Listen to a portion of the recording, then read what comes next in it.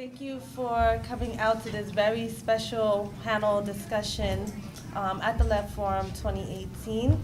This is the rebellion of the shithole countries.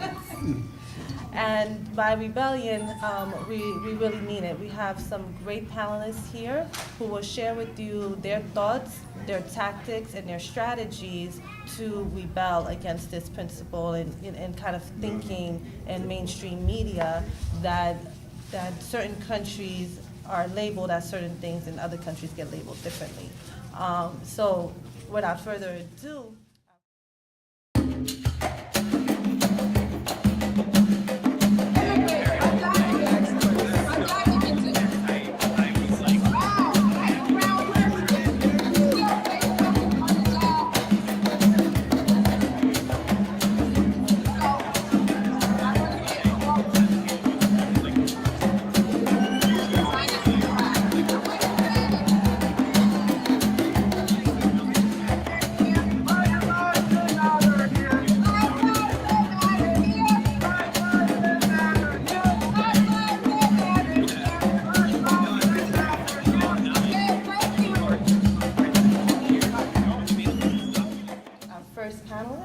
Mamadou Niang? Yes. Great. I'm doing well already. Thank you. His abstract for his presentation is how the African community is responding to the Trump's offensive. The entire African continent is composed of quote-unquote shithole countries. According to Trump, this broad-based smear has galvanized unity and generated mobilization among the long-dormant expatriates of neighboring African countries around New York. So. Yes. Well, thank you. You know, this is what I call a counterintuitive sentiment in terms of being in the midst of an administration in America that nobody saw coming. And, you know, we're here in a conversation that happens every year, but never probably in these circumstances. So I'm so happy to be here to discuss this topic, which is right in my space, but there are thousands of other topics we could have discussed as well, because we live in times that are incomprehensible in terms of how we used to deal you know, with the material that comes to us in terms of the way we think, in terms of the way we live. America is a place now. I travel, you know, in Europe, I travel in Africa. I was in Europe for about a week. This is a place that has escaped any kind of understanding. So coming from a shithole country adds another dimension to it. But in terms of in January 13, or 12 or 11, when Trump said that, we've never seen such a wave of outcry in Africa in terms of any Western leader have pronounced such a disparaging insult to an entire continent. I mean, you're talking about close to like 2 billion people now in Africa. So the outcry has generated such an incredible streak of denunciation. We have never seen 6 head of states in chorus reply to an American president. Not only Africa is not a shithole place, but this is really unbecoming from the supposed leader of the free world. For the first time, we heard the Organization of African Unity in chorus with a unified response to Donald Trump himself. It never happened before. Across the diaspora, in Europe, in America, in Asia, Africans were rebelling in unison against what Trump said. Now, if you look at it 6 months later, and then we realize that actually where we fail, I would say, is we have not been able to muster and galvanize the people to keep that unity, that response, and transforming into maybe a movement, or at least a synchronized kind of litmus, so we could see how we could have a standardized a platform of action in terms of when these things happen again, what we could do. But I think also it has to do with the scattering nature of the African diaspora, which is probably very much different from the West Indian diaspora, which I'm very familiar in the city. Africa is 54 countries, and it's really more than 54 different cultures. And when they meet in cosmopolitan agglomerations, such as in New York City or in Paris, we tend to live together, to feel the same thing the same way, but on the continent it's completely different. I have met Milton here in New York City. In Africa, we probably would have never crossed paths. It's just the nature of our geography and our, ancient history. But that has also created, I think, dichotomy in terms of how we try to organize. I mean, Milton is an activist, an intellectual. I am not an intellectual, I'm a journalist, I'm not an activist, but we are platforms that we really share, that I think that we do together in terms of our new way of engaging our people. And it is not easy to bring them together in unison in topics like this. That's why when something happened that could have really be the essence of our galvanization, we're really looking for ways, a language, and the mechanics to see how we could bring the people together, not only to answer on a permanent basis, but to forge an alliance with our other brothers and sisters, the Haitian community, or the other Caribbean community, Martinique and Guadeloupe. This is maybe a pathway that we are trying to forge, how we're going to do it, how we're going to get there. But this is my concern primarily in terms of how we could forge a consensus to organize ourselves, to be able to respond to these incidents, to these insults, to these affections on a regular basis, ready to go. So that's what I wanted to say. Thank you so much. I really like the part where you explained that we have to be organized in order to counteract in the future if such things will happen. So in that sense, you're kind of almost betting that it could happen again, or it will happen again in the future. Well, it is happening. I mean, this was an insult to 3 areas of the world, but this is, Donald Trump is insulting the world every single day. Now it's the Europeans, the European Union, Canada. I mean, would you have really believed that the president of Canada would have, stood his ground and say, well, listen, you don't know your history. Exactly, that's what he told Donald Trump. You don't know your history. So yes, I think that the insult as repetitious. I mean, they are ever present, and I think that it's a test. I think it is probably again. Some of us are saying thank you, Donald Trump, for finding a pathway for us to unify, to see how we could actually uphold this struggle. But thank you. Yes, I think the insult is permanent. I think the challenge is, what is our role now in terms of picking up this gift and see how we could organize our effort and mobilize and create a movement. Absolutely. Mamadou, thank you so much. Milton Allimadi, I will turn the floor over to you. In defense of Haiti, Haitians and Africans must stand together. Normally, under civilian rule today, Haiti's independence, not unlike most African countries, is only on paper. It has no control over its political and economic destiny. It is no coincidence that the countries referred to by Trump as shitholes provide raw materials to create wealth and prosperity in the industrialized countries, primarily the United States and Europe. Thank you for coming, sisters and brothers. Like my brother Mamadou, I welcome this opportunity as well. It's good to be amongst comrades. I know you're sort of preaching to the choir, but that is good sometimes because it allows us to reaffirm our commitments and to see what strategies that comrades are also considering or actually practicing.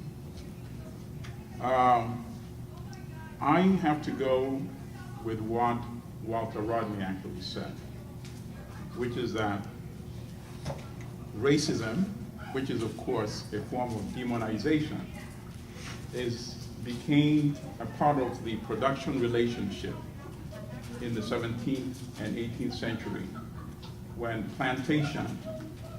the enslaved Africans on plantations became the primary means of primitive accumulation to create the base and foundation that allowed industrialization.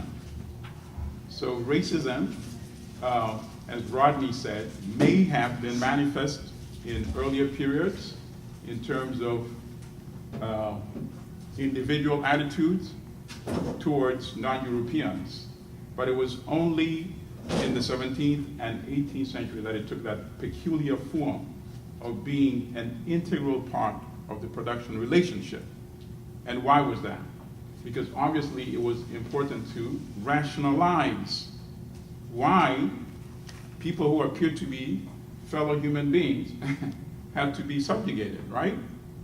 So it was practiced in Haiti, which had one of the most brutal forms of colonial enslavement by the French, and of course on plantations here in the United States. And what was happening? Well, C.L.R. James gives us much of the details. For anyone who has not read The Black Jacobins, I suggest it's a book that you need to pick tomorrow or today if you can, where he details the dehumanization, the most horrific forms of torture. And yet, at the same time, they are actually sustaining practically all of the wealth of France. The same so-called savages that were being demonized, right? The same thing here in the United States.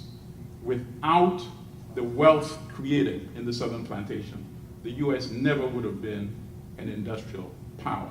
So the same people that were being demonized as the wretched of the earth were in fact and are in fact responsible for all the wealth that we see today, including the wealth that Donald Trump himself enjoys today. The same mechanism once again during colonial rule in Africa in the 19th century when the continent was partitioned at the Berlin Conference, 1884-1885. The so-called white man's burden, the alleged need to civilize these savages. And how was this being done? Under King Leopold, 10 million Congolese were murdered in this civilizing mission, at the same time extracting the wealth in the form of rubber and ivory from the Congo.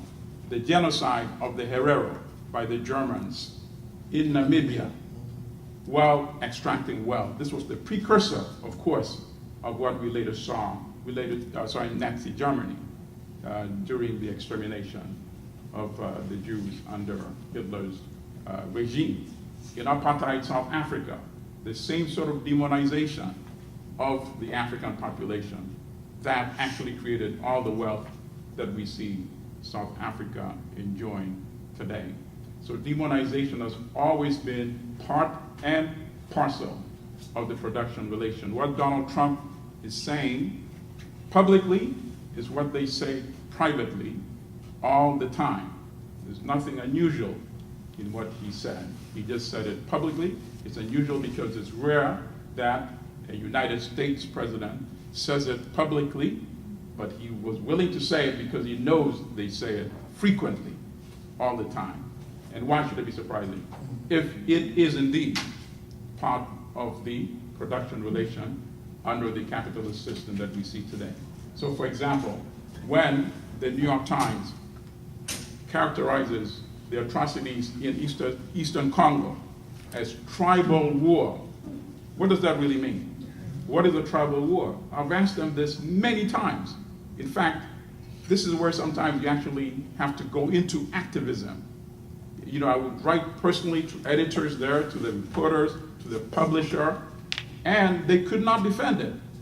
And eventually they started to correspond with me. And I see that they use that language less frequently now. Did that have impact, the fact that I engaged them directly? I hope so.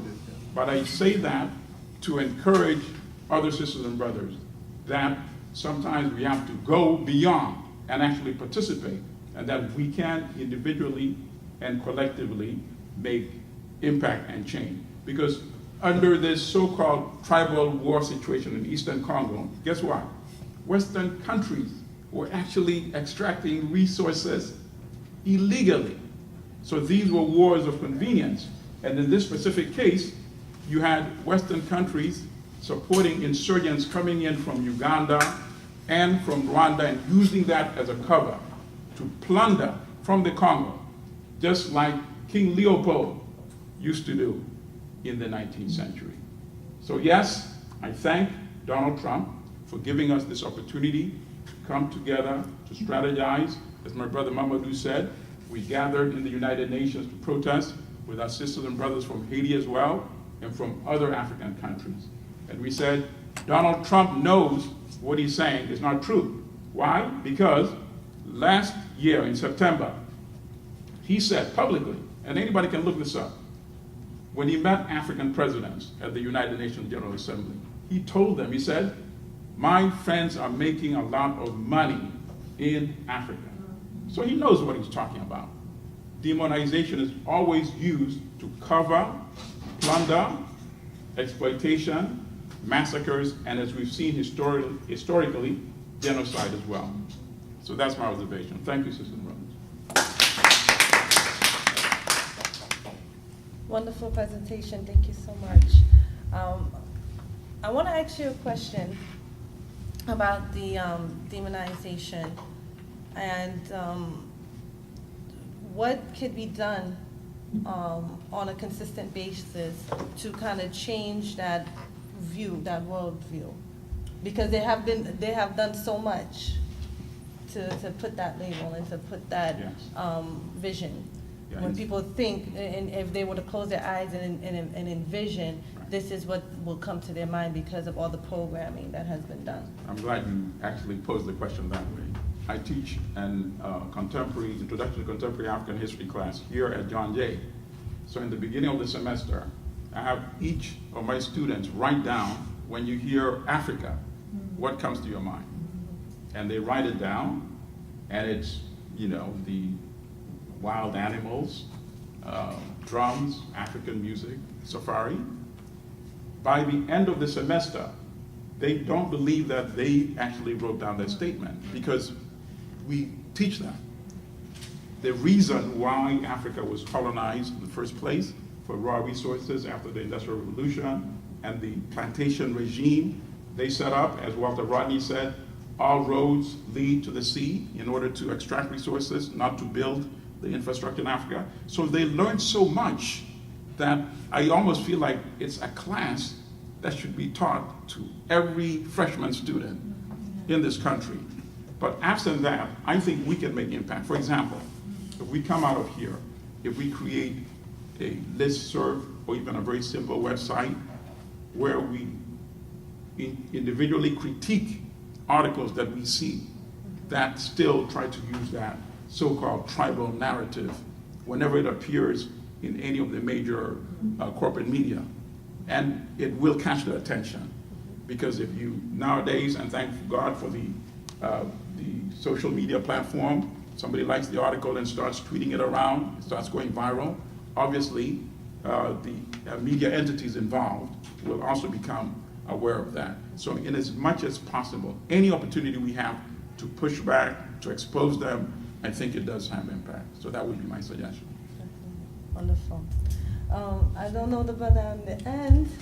Yes, so my name is Chris Silvera, and I'm not even sure I'm in the right place. Well, welcome. But I was invited by Sister Colia Clark to speak about Africa, about China and what's happened in Jamaica and the Caribbean in that sense. But I like the conversation that's taking place, but You're welcome to share your thoughts.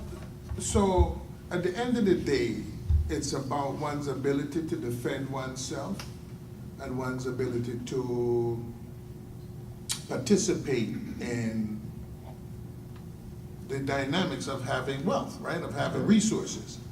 So one of the things that happen here right now is that, A, we have to go back to a pre-Berlin Conference Africa, right? Because all of these countries are not configured in their original place, and they're configured in such a way to exacerbate tensions between nations, because these are nations. The Igbo, the Yoruba, the Ashanti, these are mega millions of people. They have more people in Nigeria than they have in England, right? So if you really break it down, if how can there be tribes in England be a nation, right? See, so there's a whole dynamic in which we're talking about slaves. There were no slaves. They were enslaved people. There were people who were enslaved. So we have to change the dynamic of how we come towards this whole situation. In the West, particularly in the United States, because the United States probably has, in terms of mass, the richest Africans in the diaspora. They're worth, I think they rank them as 9 if they were a separate nation.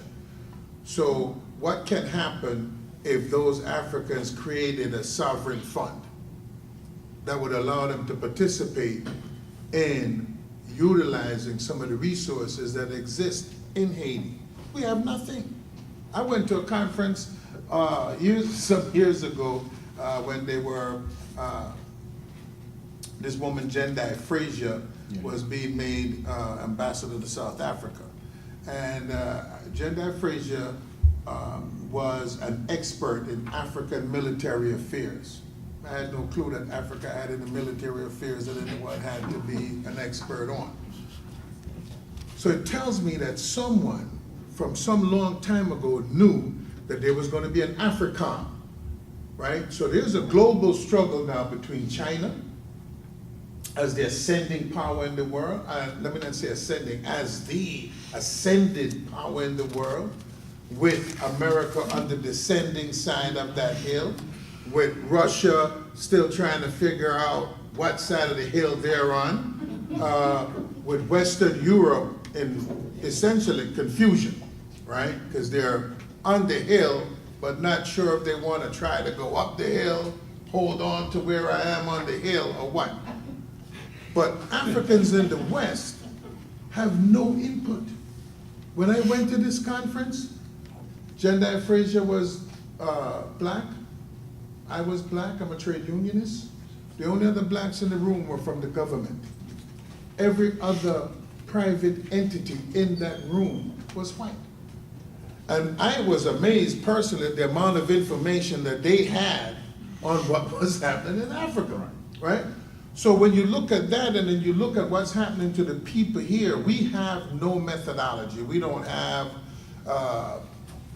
some independent ambassador from the what I want to call the Pan-African world now, right? So yeah, Jamaica's got a guy someplace, but if America stretches her arm, you know, they fold up, right? They can't even protect each other. You look at what's happening in Venezuela today, right? This country that has given them discount prices on oil for years, they still don't have the nerve to get up and say, yo, you can't do that. You see, so somewhere in the turnpike, until we have a wealth pool, till we have $1 trillion centralized in some fund, we will just be here bleating, and we'll come back next year and we'll have some new numbers to tell you about, but we'll still not be a part of a power play. And we need to centralize resources, dollars and cents, to become a part of this power play if we're in fact going to change the dynamics of the continent. We'll be scratching the elephant. We can't even do that. Sometimes a pimple on the elephant's behind can be painful. We need to, at the very least, begin to become painful, right? We need to have some say. You look at what's happening in South Africa from Mandela to today. and people like Cyril Ramaphosa. I had a conference in Chicago back in '95, and Cyril said, Laban Mabasa says, Cyril Ramaphosa is a billionaire. And he says, not a rand billionaire, but a dollar billionaire. Well, how did you get that rich? I thought you were some union guy. How did you go from being a union guy to a billionaire in 3, 4, 5, 6 years? Really? Right? So we have to understand what's happening. Where's our input as the children of the continent, right? Somebody say, hey, you want to do DNA? There's a reason I don't do DNA. Because I might find out that I'm Igbo, and the Igbo don't like the Hausa, so now I don't like the Hausa. Don't even know the guy. I'm born in Brooklyn, right? So we have to, as I don't do that, I want to see the continent in its entirety as home. And that everyone on that continent is my brother or my sister. I don't want to have any delineations, right? So we have, as a people, we have to turn this thing around and says, why are we even in adherence to the Berlin Conference? That was not in our interest in the first place. So, you know. So my question to you, brother, would be the African Union. How do you see their role and maybe some initiatives that they're doing? Are they positive? Are they negative? I heard something somewhere that Gaddafi was planning to back to centralize like to have a dollar compared to the EU, compared to the euro. I'm not sure where that effort is right now, but what do you think about what what do you think the African Union has been, how have they been doing? Gaddafi was a student of history, and Gaddafi understood that he was a descendant of invaders. He understood that very clearly. You know what I'm saying? He didn't try to pretend that, and he knew that one day in his, at least certain in his thinking, that those Africans, they call them sub-Saharan Africans, as if there is something happened in the desert. You know, but he understood that there would be that change, that there would be that rise that would come again. And he wanted to embrace it, right? So if you look at what was Libya like in Gaddafi's time in terms of how they used their oil wealth compared to what it is now, right? I mean, if you look at Iraq, what was the gain to Iraq, right? What was the gain to Syria, right? So, you know, maybe Assad was a tough guy. I don't know. I would never been to Syria, so I'm not going to judge him too harshly. But I can rest assured that if I took a poll of the people, they would rather have Syria of 10 years ago than what's happening today, guaranteed, right? So every region, every country has its own evolution. And we keep going and trying to make people into Brooklynites. They're not Brooklynites. They're not from Chicago. They're from Baghdad.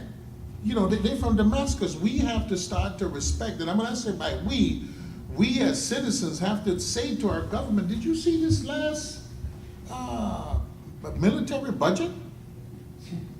Where is their money for housing? Where is their money for healthcare? Where is their money for education? Where is their money for anything else? If you put the tax cut on top of it, so that we have to start to begin to build a resistance movement. We have to start to begin to build not just a resistance movement, but also having some economic wherewithal to step into places and make things happen. When you're sitting on a certain amount of wealth, you can go in and start to buy a diamond mine.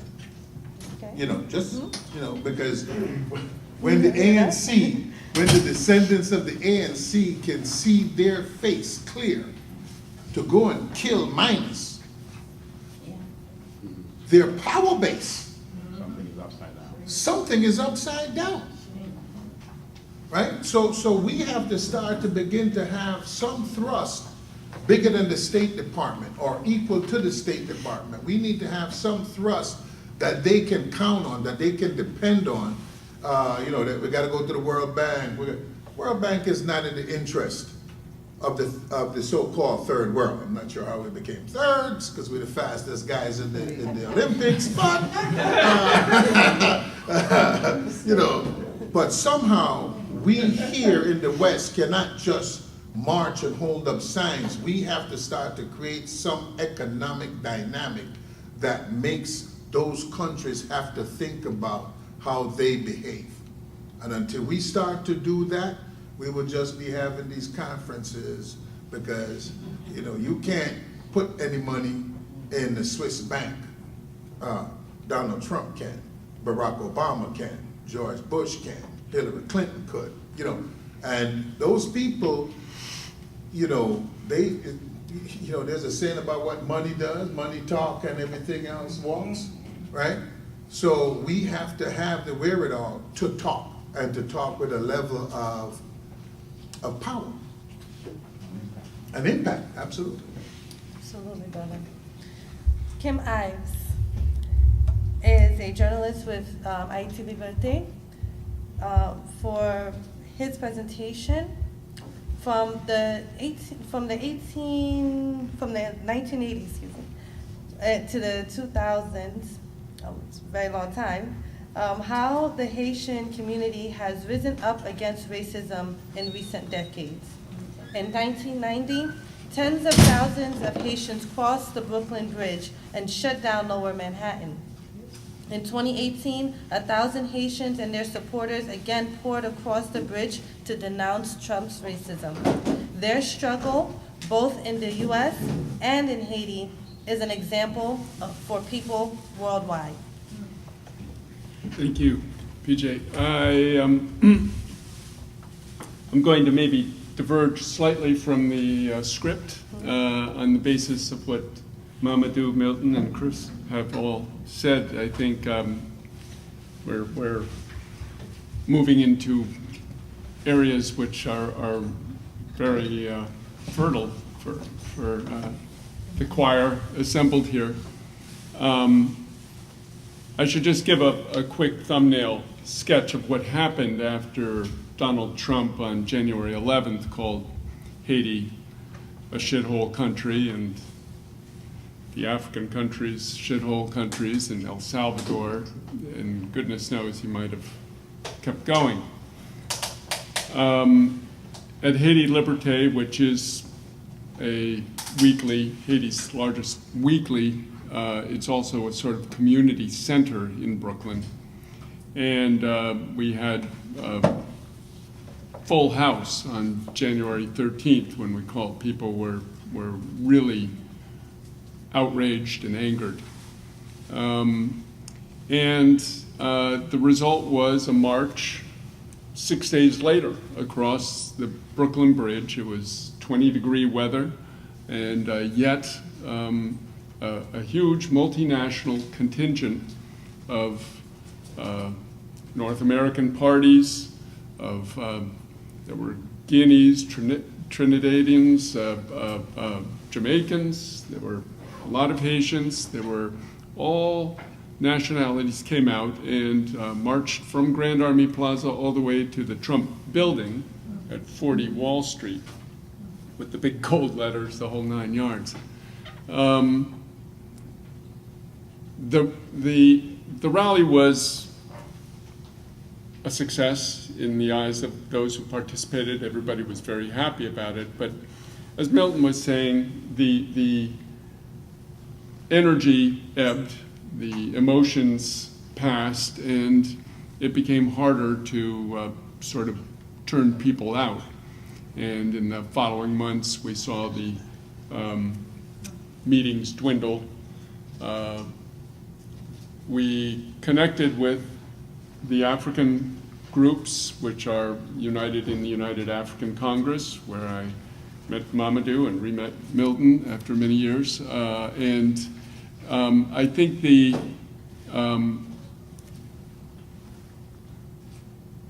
unity that we saw emerge from those tentacles meeting, which we saw in the February rally that the UAC had in front of the UN. And we also had a symbolically important. It wasn't huge in numbers. It was a heavy rainfall, but on May 19th, the Haitian community sent 2 buses, one from New York, one from New Jersey, and a lot of people came from Maryland and Virginia and Washington, D.C. for a rally in Lafayette Park across from the White House. And again, people were very encouraged and I could say emboldened and enlivened by those rallies, by both of them, the January 19th and the May 19th. And I think that in the same way as the other speakers have outlined the role of Africa, Haiti has also played this role in Latin America. Again, if you had your students write down their images of Haiti, it would be the poorest country in the Western Hemisphere, rickety boats, whatever it is, that the images pounded in by the media for decades. But you wouldn't know it was the first independent nation of Latin America. It was the first black republic. It was the touchstone for the revolutions that swept the continent. It was thanks to Haiti that Bolivar had the ships, the guns, the printing presses, the soldiers to fight his campaigns on the continent. And in fact, if you look at all the countries of the northern part of South America, they all have the Haitian flag in them, with that red and blue at the bottom is all the Haitian flag. The yellow at the top is their addition. So Haiti has had this touchstone role throughout history as the country that really forges the way. And so I think as important as it would be to have this sort of universal fund or grouping or directorate, but a lot of it comes from, these were Africans, by and large, that carried out the revolution in Haiti, who have now developed an identity. The Haitian identity is extremely strong, and when you assault it, whether it's an attack on Abner Louis-Ma that happened in 1997, or the killing of Patrick Dorisma in 2000, or in 1990 when the FDA said Haitians are carriers of AIDS. People may remember the story, the 4 H's, homosexuals, hemophiliacs, hypodermic needle users, and Haitians. You're putting a nationality in a biological group. What could be more absurd? Well, the Haitians stood up. They carried out massive demonstrations along Eastern Parkway for a decade. The CDC withdrew the policies, but the FDA kept it in a clause somewhere, and it came to light. And so that's the way the Haitians have developed. And if you try to take something back, as Napoleon tried to take back to bring back slavery after it had been abolished, you are going to have a hornet's nest to deal with. So that's what happened on April 20th, 1990.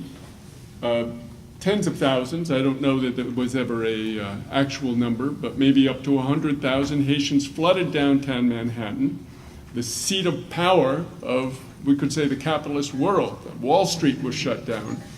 The FDA building the federal building shut down. City Hall shut down. Everything got shut down by this wave of Haitians that came across the bridge, which came to symbolize really the working class of Brooklyn coming and making their stand, taking the streets of the capitalist vessel, if we can call it, that is Manhattan or Lower Manhattan. And ever since, in these past 28 years, there have been many attempts. I mean, Sharpton has led some, and Jesse Jackson even tried once, and a number of others, but nobody has ever equaled that initial glorious march. So I think that the national identity is and that pride is very important in terms of mobilizing people. People have a real sense. Every Haitian walks in glory for what their ancestors did. But it has also created a little bit of an insular attitude, so that sometimes things may be going on in Jamaica or Africa, or et cetera, and they don't necessarily come out to march for that in the huge numbers they do for Luima or Dorisma or against the FDA. So once again, we have to thank Donald Trump for bringing together these different arenas with his statement, calling not only Haiti a shithole country, but including African countries, including El Salvador. So I think Rome was not built in a day, as they say. Our movement is still in its early, nascent, inchoate form. We have started. We have this panel as just one tiny little milestone, maybe on our growing. Oh, is that my phone? Just hit that thing off or whatever. Yeah, sorry, it's recording. So I think that there's great potential, and yes, we have these conferences and we see all the. But once again, and to close, I think that this movement has the ability to bring together something. And the movement that was formed on that night of January 13th, a long hours and hours meeting, gave birth to this coalition, which was not called the Haitian Coalition, was called the 1804 Movement for All Immigrants. 1804 representing the beginning of the end of slavery. So it's a date that belongs not just to the Haitians, but it belongs to all humanity, because this was the date when chattel slavery began its death plunge over the course of the next century. Eventually, it was removed from the planet, even though other forms of slavery emerged. And in a way, that's what we're fighting today, that new form of slavery. And just to take up a little bit of what Milton was saying, we see how racism and this demonization is part of the production process. It's interesting that we see capitalism wants total freedom for its capital to go anywhere. Right. It wants total freedom for its commodities to go anywhere. But the other element of a capitalist economy, labor power, that's got to stay put. Nuh-uh. That's got to stay right where it is. So the working class cannot sell its power, its labor power anywhere. And that's the essence to me of the Trump message. Make America great again means we want to keep what we've got here. We're 4% of the world's population. We can eat 45% of the world's resources. There's a reason everybody's trying to come here. They want to take part in that, but we want to keep it for ourselves. We're ready to suck it out of you, but you stay right where you are. So I think this is the essence of our fight, and I'm glad that we have at least the beginnings of some sort of multinational coalition, which maybe will grow one day into something as grand as what Chris has outlined. Thank you. So what's happening in Venezuela right now, just so you understand, is Venezuela still has oil, they're still selling oil, but the rulers of Venezuela, so forget Maduro. Maduro represents the masses of the people. Separate from that, so he'll get that vote and what have you, is the merchant class, the banking class. Those people create very immediate impact. They did this in Jamaica when Michael Manley was in power. So when you went to the supermarket, you couldn't get bread, you couldn't get soap, you couldn't get this, all of the essential things that you need to survive every day. When you went into a supermarket, the supermarket was bare. The day after they unelected Michael Manley, those supermarket was full. They warehouse stuff. They take it off the market. They take it off the shelf to starve the masses of the people, to turn against the very individuals who want to actually bring them up and out of their impoverished situation. So that capitalist class, that capitalist world class, right? So when you look at Europe, I mean, they could trump Russia, and Russia has a lot of natural resources and has guns to protect themselves, right? And if they can corral a country like Russia, it tells you something about what can happen to a country like Venezuela. The ascendancy of China, what you're looking at right now with all this trade war, is simply America recognizing, I ain't no longer the Don. The new Don is Xi Jinping. That's just a global reality. If you keep borrowing money from me every day, you cannot be that rich. I have not seen Warren Buffett going to borrow too much money from Trump. So it tells you who is rich. So don't be fooled by this charade that Trump is playing. Trump is playing a hand in which he don't even know how to play poker. He's in a poker game and don't even understand the game of poker, right? What Trump is looking for is to be some form of a dictator. That's really what he's trying to do. He's trying to hold on to something that's not being played by the rest of the world. So don't get caught up in this.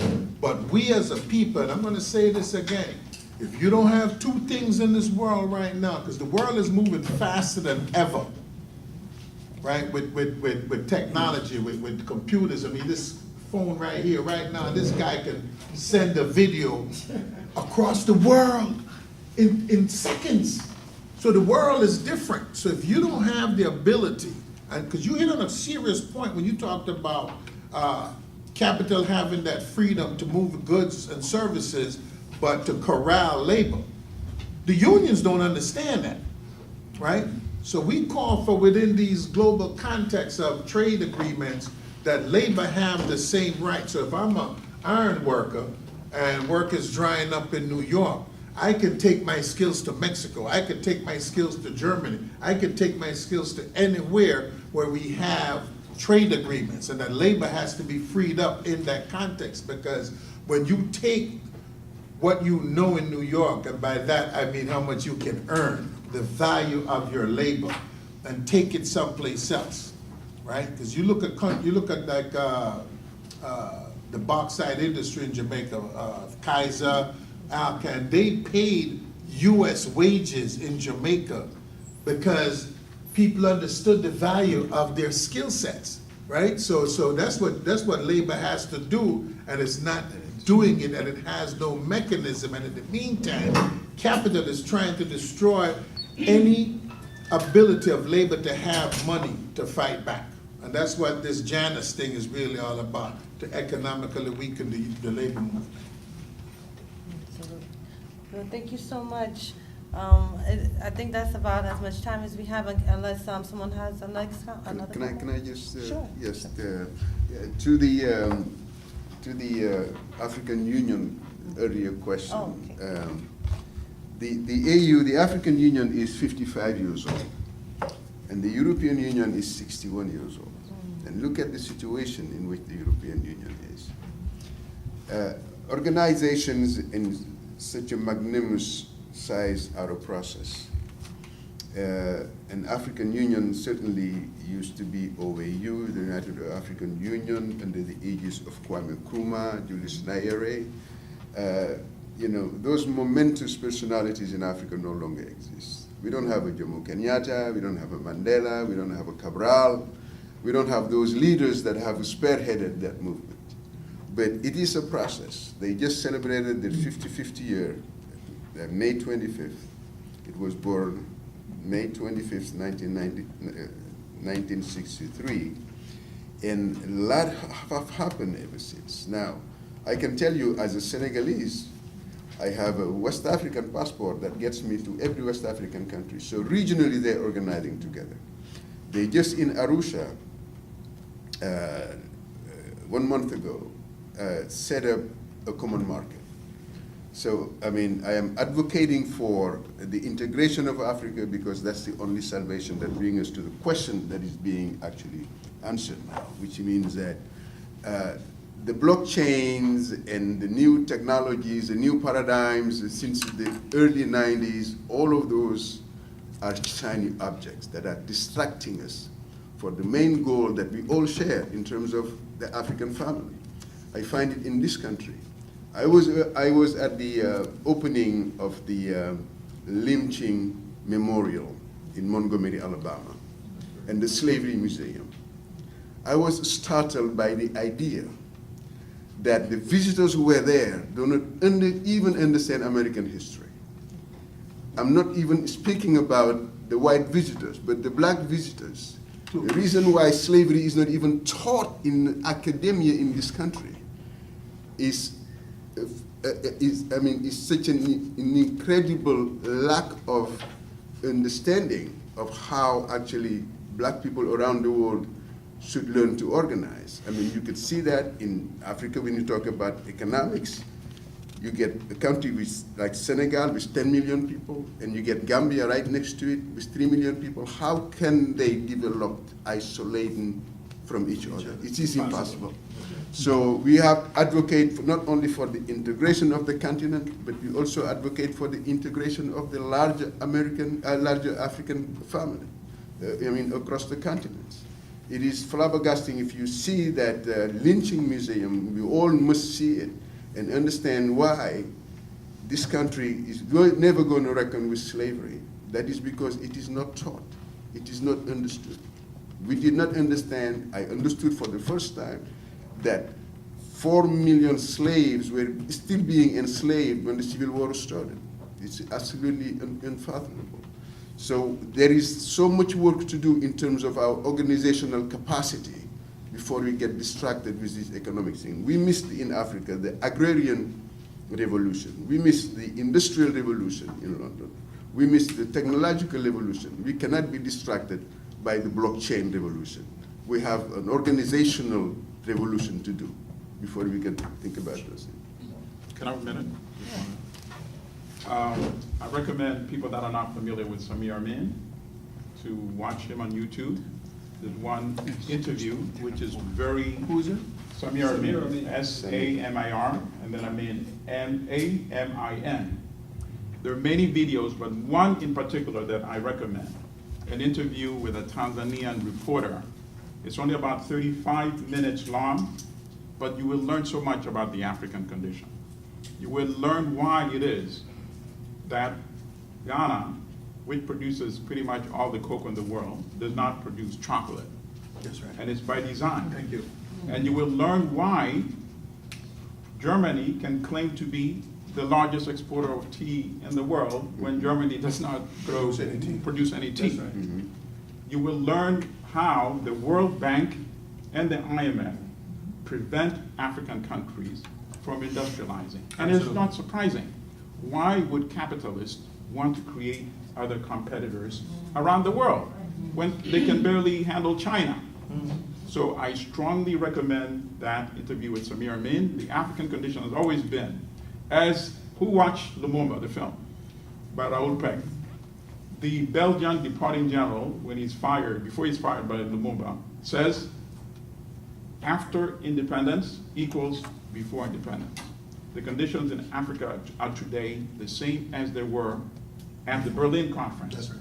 Africa is compelled by these institutions and prevented from changing the narrative because they provide the raw resources that the industrial powers use to build their wealth. That was at Berlin, and that is today in the 21st century. And Africans that have tried to change this narrative equation, we know what happened to them. Kwame Nkrumah, overthrown. That's right. When he said the only way we can build wealth and prosperity is by industrializing in Ghana. Patrice Lumumba, all he wanted was for Congo to get a much more fair share of the industrial products that were being mined by the Belgian companies. What happened to him? Murdered in the most brutal way. Thomas Sankara in the 1980s. All he said was this, and this was profound. He was at the Organization of African Unity Conference in July, '87. He said, the debts that are burdening us are preventing us from being able to feed our people. That's right. And to develop ourselves. So what we need to do is say, after all, some of these debts we inherited at independence. How could we be responsible for debts that we had no role in accumulating? That's right. So let's collectively go to them and say, we will not pay. But I can't go alone. And there's a short YouTube interview, and you'll see this, and you see other African leaders acknowledging that he's speaking the truth, shaking their head, sort of chuckling.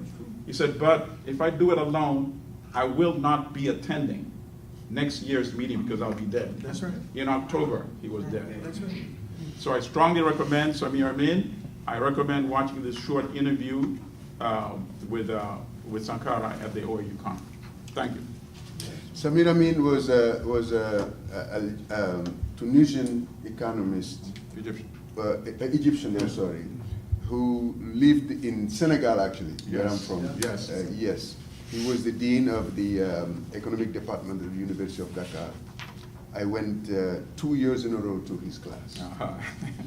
And actually, he founded Codesria, which Yes. is like the academic think tank of West Africa, where you will find the only place in West Africa where you will find French-speaking, English-speaking, and Lusophone-speaking scholars and students together. Yes.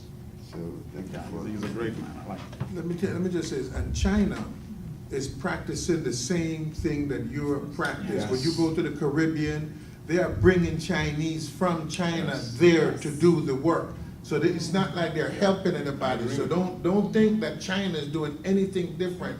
This is about imperialism. And whether you're a Chinese imperialist or an African imperialist or a white imperialist or a French imperialist, you have the same behavior. A boxer is a boxer, a wrestler is a wrestler, and these suckers are here about wealth because China does not have the raw resources that exist in Africa. It does not exist anywhere else in the world. We have no control. In Jamaica, they have no control. In Haiti, they have no control. In South Africa, they have no control. This is about control.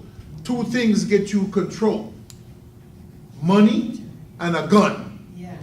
And I don't mean that to be violent, but there's historic truth to what I'm telling you. All of the world powers, and anybody who want to tell you you don't need a gun, and I'm not talking about anti-gun here in America, I'm talking about having an army, right? There is no army. So any of these countries that stand up, you can step in and blow them away tomorrow. Whether it be Ghana, Jamaica, Haiti, Angola, you name it. The only guy that's still standing up right now globally is Cuba. And Cuba moved 10,000 troops from Cuba under the nose of Sam into Angola and stopped the South African army from crushing the revolution in Angola. Okay? And they liberated South Africa. And liberated, that's right. So, and the South African army, and this is coming from somebody who had been to Vietnam and actually fought in the war. And he said when he tried to join the South African army, because he had racist tendencies, he thought that they said, well, you got to go through boot camp again. He said their boot camp made Paris Island look like a vacation. That's how tough the South African army is. And Fidel Castro, so what does Fidel Castro have? They have independence because they can feed their own people. They're not running around trying to get Mercedes-Benz and whatnot. Hey, listen, it's a half a chicken and that's it. But that's enough nourishment till tomorrow, okay?